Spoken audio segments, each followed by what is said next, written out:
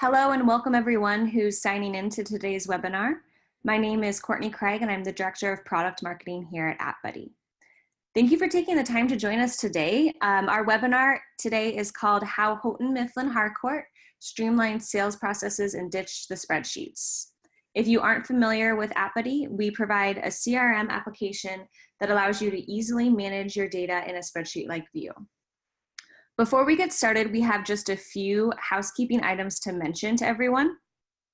A recording of today's webinar will be available tomorrow afternoon on the AppBuddy YouTube channel, and we'll also be emailing everyone after this webinar with a direct link to the recording.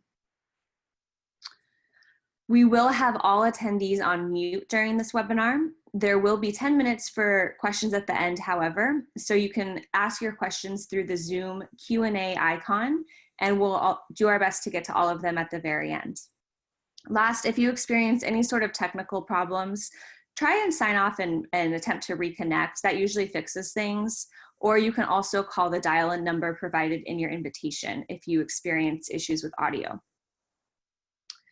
All right, so today our presenter is Nicole Kosemba, Senior Business Analyst at Houghton, Mifflin, Harcourt.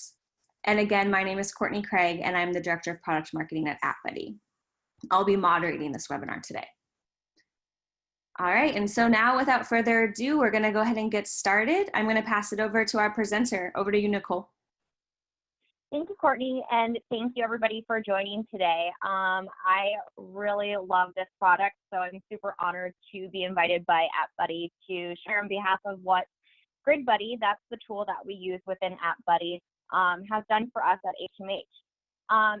Those of you that are not aware of who we are, Houghton, Mifflin, Harcourt is the learning company. We are a publishing company for your curriculum K through 12. And we also have other publishers under us as well. However, that is the division that I work with is K-12 sales. So today we're just going to kind of talk about like the reason why we adopted GridBuddy, where we started, where we are today, and where we're going to go in the future with GridBuddy. So I'll go ahead and kind of give you guys a recap of that, and then we'll go into a little bit of a demo as well. The reason really why we adopted GridBuddy to start with because we were using a custom application called MassEdit for us. We built it ourselves in order to be able to allow our sales reps to be able to manage their pipeline, open all of their open activity or opportunities, and be able to edit, stage, amount, everything that needed to do to just progress their pipeline and make sure it was accurate and up to date. The problem with this was that if there was anything wrong with that application, we would have to go through our admin or IT, build a ticket, explain what needed to be changed. And due to the load or volume that we have there, it could take anywhere from a week to 2 weeks to have that turnaround update within the system. So of course, when we're dealing with sales, it is high priority that we be able to assist our team, as fast as possible. The other thing, that we noticed after getting GridBuddy is just that the view that was available to them is they only had MassEdit to do one thing, and that was to update opportunities. They couldn't see their products. They couldn't see additional information on their opportunity. It was really just a select amount of fields that was allowed, and that was it. So the solution for us is we adopted GridBuddy. The first thing that we did was basically just replace MassEdit. We provided grids that I was able to configure and put together for them and be able to adjust as time went, but gave them the visibility into their pipeline, gave them the ability to adjust as needed to keep things up to date. But then we also started digging into things and seeing that I could provide a view of their opportunity plus their product in one shot. I could add also their request out for services team. I could change the view and we could just not focus on opportunities at all and switch to a different type of view, giving them the ability to see all of their data or information in one spot. Yes, Salesforce does have a reports section within Salesforce. As most of you probably are moving from Classic into Lightning, as HMH has. Reports in Classic were not really user-friendly. It requires a lot of fields that they have access to, and sometimes that's just not efficient for a sales rep to be able to use those reports or build things that they need. So Grid Buddy really makes this user-friendly, allows you to put things together, and you'll see in the demos too that the visibility that they have over multiple objects to be able to do what they need to do. Where we're going with this, though, is these really cool features that allows us to embed these tabbed pages. So we've already started to work with this. We've embedded tab pages on our home screen that allows them to see transactions. We've started to embed these pages into our account pages. It's great. It's allowing us to see a longer shelf life of our sales with these customers, whereas our other custom object called view-related transactions that we've built out didn't give us that ability. You know, it'd only be 4 to 5 years back. It would not give us the full length. It doesn't really allow us to customize the view that we want the reps to see. So we've been working with this over the last couple of months, and it's changed the way our business, you know, gets handled on a daily basis. It really assists the sales reps in seeing a wider view of information for them that they did not have before. Going into the future, though, we're going to kind of take these tab pages and move into the direction of building kind of workspaces for our sales reps. As we have built out the grids and they understand the abilities that these grids have, the requests for new customized views have duplicated. So now I'm afraid we're getting to the point where, you know, it's based on a profile, and since they all kind of live on the same profile, they end up seeing all of these grids at the same time. So now it's really where I need to dig in. I need to look at my field reps. I need to look at my inside reps. I need to analyze our other teams that are using grids and find out what it is and how they work with these grids to make sure that we're utilizing it. It's such an amazing tool, and for frustration values to get in the place of them using it, we don't want that to happen as a company, because this is a tool that really can streamline their day-to-day activities and assist them through, you know, their day efficiently. And, you know, why not take advantage of an amazing tool that we have? And I mean, I personally use it every day just for doing my own tasks and stuff. So here's just kind of a breakdown of everything that I just kind of went over. You know, replacing custom built mass edit, building multiple views, embedding tab pages, and putting all of our data in Salesforce. So as we're going through these optimization programs with our different teams, we've realized a lot of them are keeping these spreadsheets in, you know, exterior places. They all have their little Excel workbooks, or they have their notes, and they have all this stuff that's going on external to Salesforce, and that's not helping us. You know, that's making things harder for them to keep track of everything. So this is just another piece that ties into our day-to-day that allows us to bring everything into Salesforce and eliminate a lot of these external spreadsheets that we keep exporting and passing on to everybody. Why would we want to continue to export these reports and sending out? Because that data is most likely out of date 5 minutes after we send it out sometimes.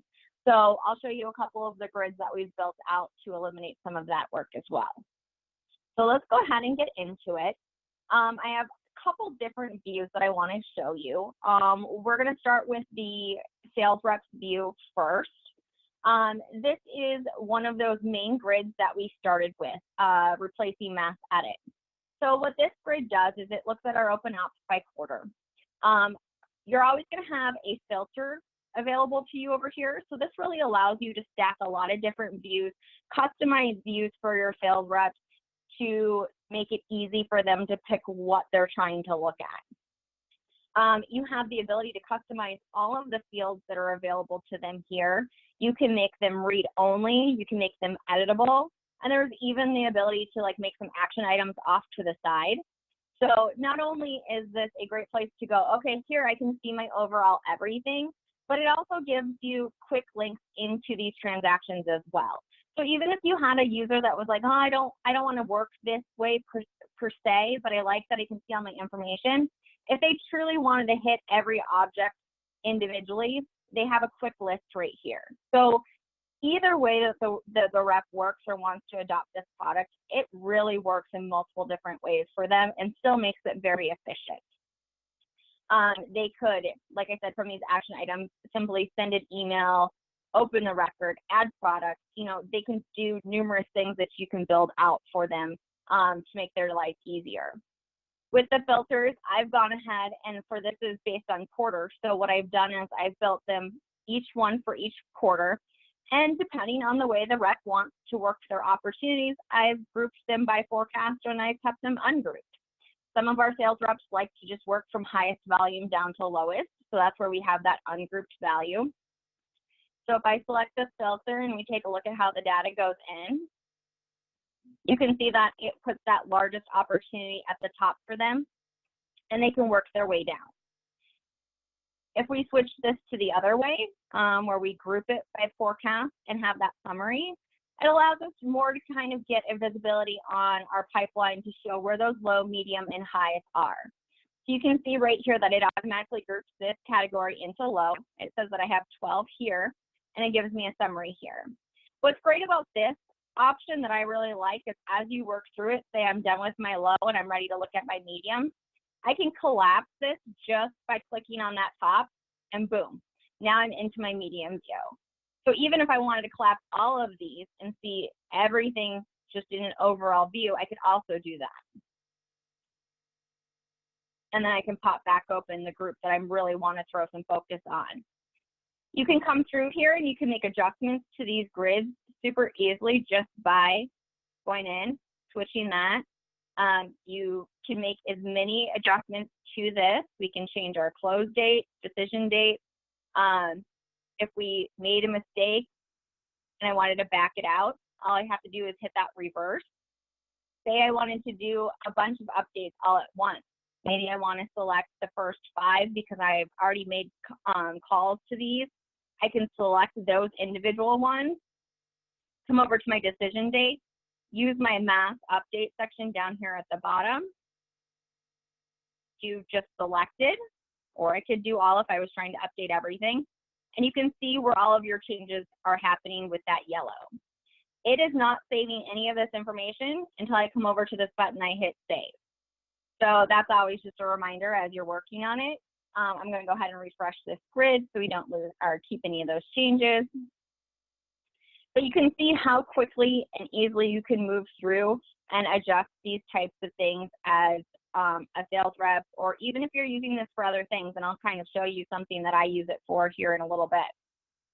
So that's just updating your quarterly pipeline, making sure everything looks great.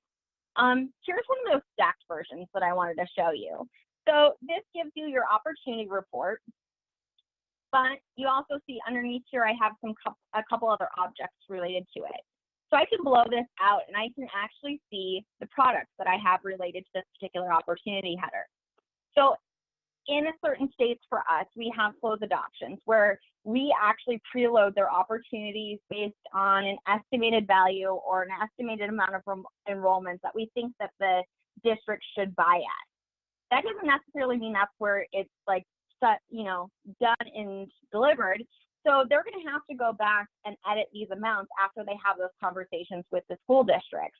So this gives them an easy way to go, okay, well, let me hit all 100 opportunities that I have for my schools this year, and I can come through and just update those opportunities based on the quantity, or even add more products if necessary all at one shot. So I can come in here, boom, boom, boom, update that, and hit save. And then this also gives them visibility on where those requests are coming in. So as they're building their opportunities and moving them along, they're setting presentations as well.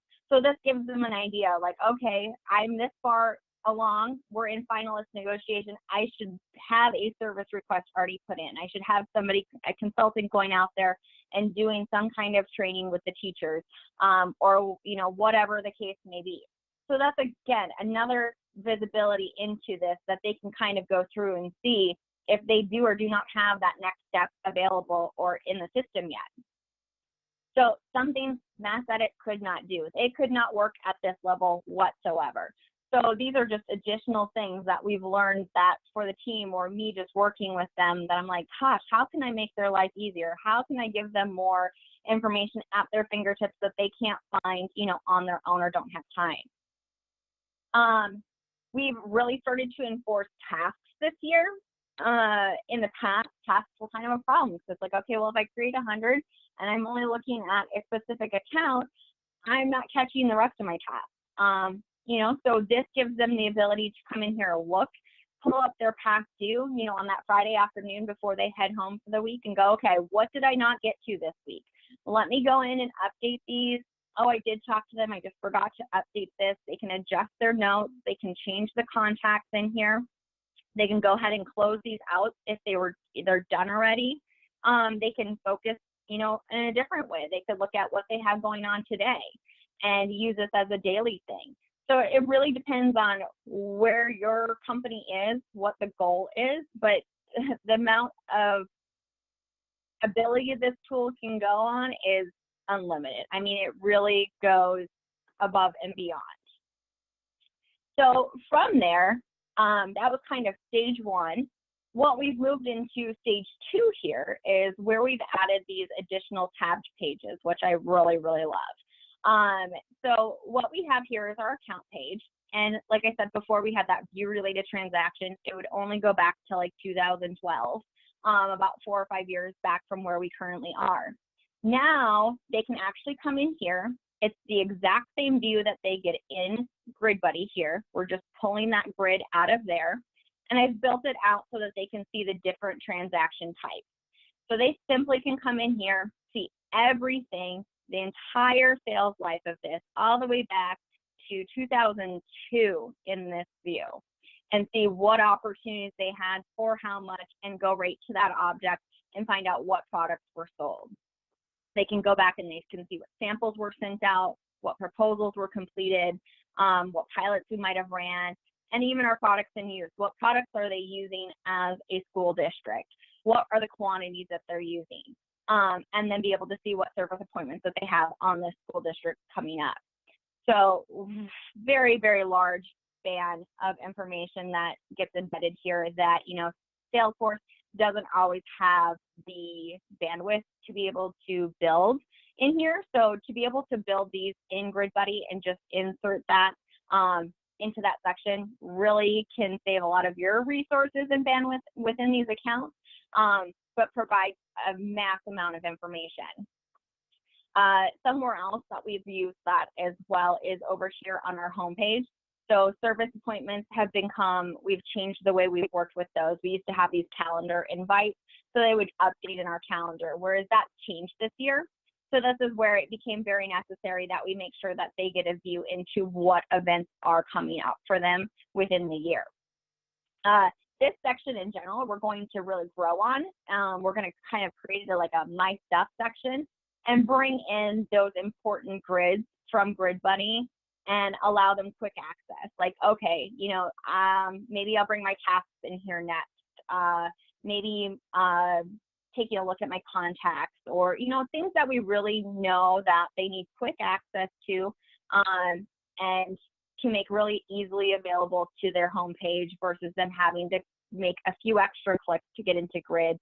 And like I said, as our company continues to, you know, grow and move with this this application, the amount of requests are there. I can just blow out this grid just to kind of give you an idea of what we're looking at with the amount of grids we've built.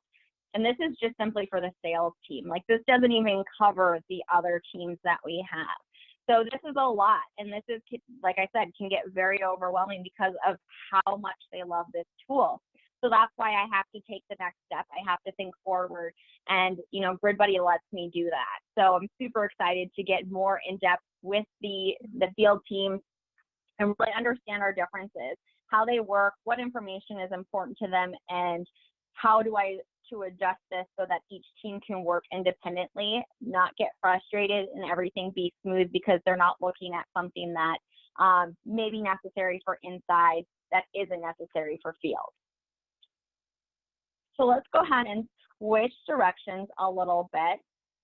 So this is one of those grids that allowed us to eliminate some spreadsheets. This was one of those adoption states. We had an admin basically going in, editing a worksheet, putting in comments, basically pulling an opportunity report, and then communicating back all of these fields that, you know, were being checked and marked and dates that were being handled. And I was like, well, that's crazy. Why are you making an admin person do all of this work that the sales rep is already currently doing in the system? Why wouldn't you just want to see, you know, what's happening? And they're like, wait, you can do that? I was like, of course I can do that. So they're in love with this tool. They love that they can come in here, they can see where their opportunities are at. They can come in here and see where these initial calls are and the review dates that are being happening, the presentation dates, stuff like that. Another really awesome thing about GridBuddy that I love is the fact that we have a section within our opportunities that's for this particular thing. You know, it's state adoption, because not all of our states run like this. But the thing is just because one state adoption state uses these fields for one thing means that they might call it something different in another state. We don't have the ability to go in and make duplicate fields on these opportunities and confuse things. Well, you know, these two really mean the same thing, but we just call it different. I can, in the build of this, I can rename this. So for California, I can call this maybe the demo date. And in Florida, it's the initial call date. It doesn't matter. Either way, it's the same field that we're marking in the, or like on the actual object itself, but it's just being reported differently when we're looking at the overall data. Doesn't mess anything up on the back end. Doesn't really matter what it's called on the back end. I can export this. It's going to hold the names that I have here, and it works. It eliminates a lot of that extra back work that we have to do within the company. So this report alone has saved a lot of exporting and manual labor that they previously were doing just to get this data out there. Another example of like what I use this for, so like this is my casework. I do this on, you know, a daily basis. I come in here and take a look at what is lined up for me. What do I need to get a hold of? So this puts everything in a nice clean view. I can go ahead into this case. I can put my notes in here. I can change owner. You know, there's a lot that I have the ability to do, but this is just kind of one of those other views that I wanted you guys to be able to see and understand that what you could do with it. Let's see. So I know I moved a little bit fast, but I mean, I think there's definitely a lot of good stuff in here, and I'm sure that you guys, I've seen already questions starting to pop up. So let's go ahead and I'll come back over here. We'll jump into questions. Go ahead, Courtney, if you want to take that part over. Yeah, thanks, Nicole. Okay, so we do have a few questions, and just as a reminder, you guys can send those in through the Q&A icon in there, and we'll get to all of them. We have enough time.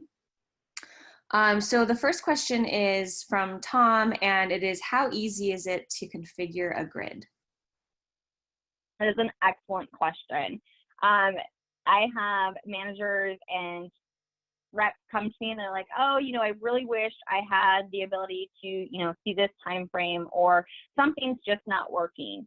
The build of this is super simple. I mean, there's 3 different sections in general. So I have our open ops by year here. You pick the grid name, you pick what object you're working off of. You can decide whether you want to make this an editable grid or non-editable. Give them some extra features if you choose. Keep it super simple. You can choose what folders. So basically I've built out a folder for each team. And then you basically assign the folder based on our profiles in our system. That's the way that we work here. You also have the ability to like kind of customize the view and the way it looks here. And then once you go into your second tab, it's super simple. Let's refresh real quick.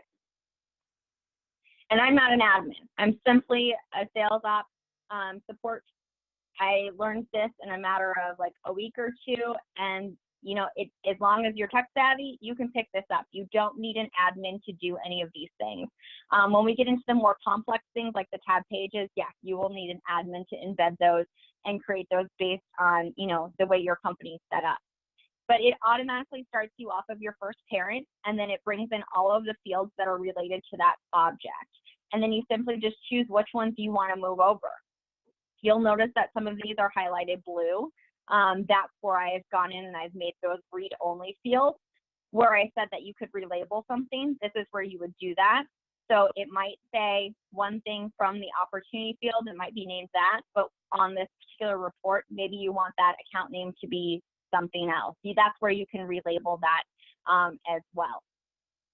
If you wanted to bring in another object like you saw with the product and the service request, this is your list that you have here to basically choose from.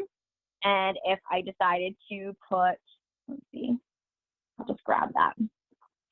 So if I wanted to add another object just for example's sake, if I click here, you'll notice where it will now split out too. So you'll be able to see that here's my first section, here's my second section. You do have the ability to make this kind of a flat view as well. So like maybe it is you just needed one or two fields from a related object and you didn't want to see it stacked like I had demonstrated in that last demo. You have the ability to work through these features to make that happen. So just in case you're thinking that as well. So once you have that part all built out, you love it, it looks great, this is where you can come in and kind of set those filters. So I might come in here and I might make it very user specific, that it's only based on the records that they own. Maybe it's an all-wide company view. I only want to see our close dates for this year. We have a couple different transaction types on our object. So this one, I'm definitely calling out that these are opportunities. And I want to make sure that it's not excluded from our pipeline. So those are the simple settings that I have here. You can see that you can group by field. You can even throw forecast parts in here. This was just added this year. We haven't dug into it too deeply yet because we do use with analytics for our forecasting, but it is a conversation that we're continuing to think about moving forward, because we know that that pipeline information, such as where they are in comparison to their quota, would be very, very helpful in this situation. So, you know, we're still having discussions. Let's still future us for us. And then you also have the amount to sort by field as well. So as you can see, I mean, this is super simple. And those multiple views, like the other filters, it's simply just coming up here and creating a new view. So let's say you built out a grid and it's all the same exact information. You just want to see it in a different time frame, or maybe you want to have it filtered down to a different type of team. You can make as many filters as you want here, eliminating the number of grids that you need for just the same view. There's no reason to create another grid for a different team if it's the same exact view and you just need a different kind of time frame or something like that. So you'll figure out what works best for your company and make a decision whether you need a new grid or not. Once you have all of your grids built, though, this is that section for the tab pages. So you can see that you can create your new tab page here. For our company, this does require an admin to assist with. So basically, I kind of just write out everything that needs to happen, but you can select if it is related to an object, like that account page I showed you, and which grids we wanted to bring in. If you wanted to make it really standard and just have an overview of things that they own, like their service requests, then you would probably leave that object empty. Again, matter of moments. Once you do learn this, I mean, building a grid out to 15 a grid can take anywhere from a minute to 30 minutes. Super simple, super easy to learn. Great tool. Next question. Thanks, Nicole. That was awesome. Okay, hold on. Yes, we do have more questions. So the next one, I want to get to Kelly Newsom's question. She's wondering, do you ever find that 40 fields is not enough? And if so, how do you handle this?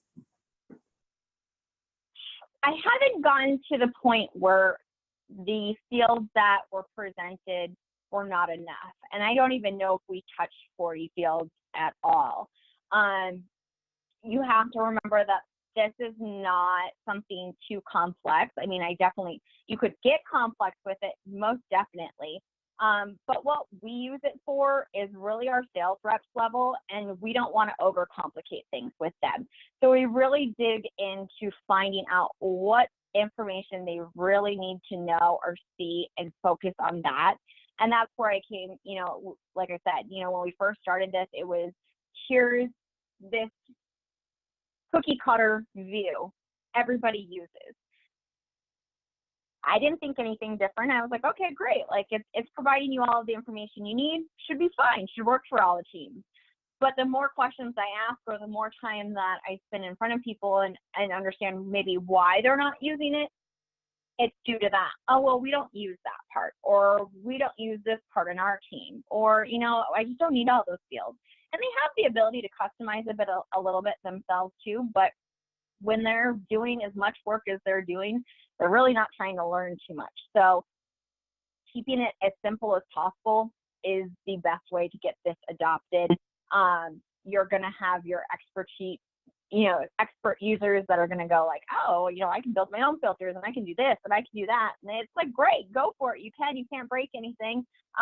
But, the majority of your team probably is on that, like, I just want to know how to use it and get my job done, and I don't want to go too advanced with it. Nicole, that answer leads really well into our next question. So we have someone asking, what has the response been from your team? It's mixed. With what we're doing right now as an entire company, we rolled this out probably about a year and a half ago, and I would probably say like the immediate adoption of it was about 50% of our sales users. But we have so much in our system, and that's what we're working on as a company, is going, okay, we have a lot of things that do the same thing, but really what is the best tool? And that's what we're doing right now. We're breaking each team down. We started with inside sales, we're moving to field next, but it's just understanding, what is your day like? What have we thrown at you that does not make sense and doesn't fit in with that?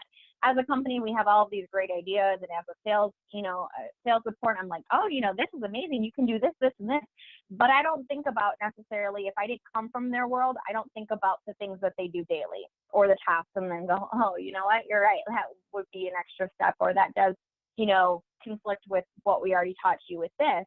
So as a company, we're stepping back and going, okay, what makes sense for the sales rep?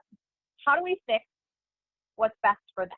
We need them selling. So if they're too busy doing all of these things, looking at all of these reports, looking at all of these different tools we're giving them, are we giving them enough time to sell? And if not, which tool is going to be the best? Which tool is going to allow them to do multiple things with it and not get frustrated or discouraged on it? And this is just one of those tools that allows us to do so much with it and simplifies a lot of their lives, that this is one that continues to push forward and stay with us as we optimize their day-to-day process. Nicole, I love that answer, because it's something that we always talk about at Buddy is putting the end user first. And you just completely have led with that throughout this entire presentation, and it's really apparent that you try to think like your users. So we think that's really cool. Okay, so the next question is from Chris. Oh, never mind. Hold on. He's trying to do something else. Sorry, Chris. We'll help you in a second. So another question we have is, from Erica, did you measure or notice any increase in productivity after you implemented grids? We didn't have anything in place to measure those kind of KPIs. With this last go around in optimization, we do have those in place. So no, for our company, no, we did not put that in place. I definitely think if we were a little bit smaller, we could probably measure that a little bit better. I would definitely say that overall, in general, like our pipeline management by our sales reps in this last year has improved tremendously. So, I mean, that definitely could be a valid reason, because they're given, a little bit better tool to see. But we've had a lot of moving pieces this year. So that's kind of where I can go with that comment. Okay, makes sense. So let's see, the next question I have is, how long did it take to roll out the grids? I would say it probably took more time when I got a hold of it, just not having this presentation to start with. I think I might have had like a quick video of what the app can do, and was like, okay, and my goal was replace mass edit. So like that's kind of where I came from as the person building it and getting it thrown at me to be like, you're in charge of this. So it was a little bit more difficult from that standpoint and took a little bit longer. As I did go, I think I took a webinar where somebody else kind of posted this, and I was like, oh, that makes a lot of sense. Like, I really like how they presented that. And like, that's when the pieces started really moving for me. It's just kind of getting an understanding of like, how does somebody else use this? You know, it's hard to watch just like a webinar of like, oh, it does A through Z, you know, okay, great. Like there was like no feedback of what a company, you know, progressed with. So it was a little bit hard, but so hopefully you guys walk away with it. If you guys don't have Grid Buddy yet and you're thinking about adopting it, I've helped kind of pave that way of like, you've already have ideas, or if you're thinking about it, you've already created ideas in your head of how to do this. Because now it's super simple. Where I started and where I'm at today, I'm like, an idea can blossom in a matter of seconds, and I can have a grid built in 15 to 20 as long as I don't get interrupted. So yeah, I mean, you can really move on this once you have the idea and know exactly what you need.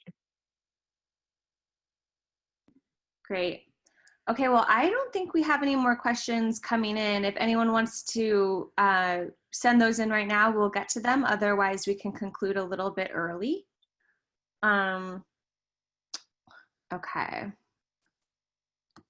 Nicole, if you want to go ahead and switch to the next slide. Okay.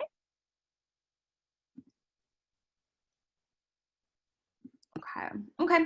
I think we're going to wrap things up because we don't have anything else coming in. So thank you everyone for attending this webinar today. And if you have any more questions, please, or feedback for us on this webinar, please feel free to contact us at info@appbuddy.com and we'll get back to you. Also, we will be sending a recording of today's webinar, so you can use that as a resource. So keep an eye out for that in your inbox. And then if you'd like to check out how AppBuddy can help you streamline sales processes and data management, you can download a free trial of GridBuddy on the App Exchange or contact us for more information. And that concludes our webinar today. Thank you again, everybody. Nicole, thank you so much. You're welcome. Have a great day. All right. Have a good one, everybody.